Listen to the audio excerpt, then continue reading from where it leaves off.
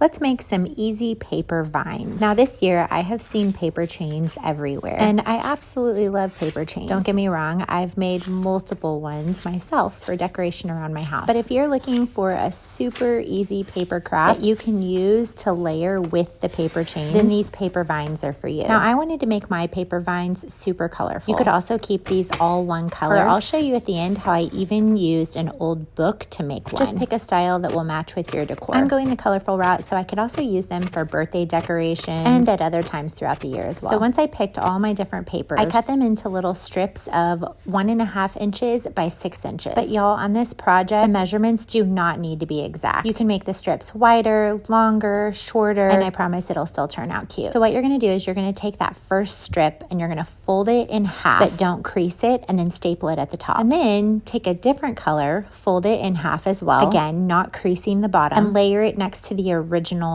loop. Make it a little bit higher than the first loop, and then add a staple so that they're connected. For your third loop, you're gonna wanna add that one to the opposite side. Again, line it up a little bit higher than your last loop and add a staple. And then you're gonna continue rotating, adding loops on each side, securing them with a staple each time. And it's really that easy. You just make the loop, line it up a little higher than your previous loop, add a staple, and then flip it over to the other side. I think the trickiest part for me was deciding the order that I wanted each of the colors in. I tried to randomize it as much as possible. And like I mentioned earlier, don't get hung up on the size of the strips. If you make them a little bit longer, the loops will be a little bit bigger. And if you make them a little bit wider, the loops will just be a little bit fatter. I think having a variety of sizes of paper vines is what makes it look really cool and unique. When you're totally finished and ready to end your paper vine, you can just leave it as is. Or if you want to loop a strip of paper across the top, add a staple, and then trim off the extra, this will just make it look super finished. These are such an easy and affordable way to add a really big statement to whatever your decor is. While I love the fun colors, I think the one I made out of an old book also looks so beautiful. Thanks for hanging out.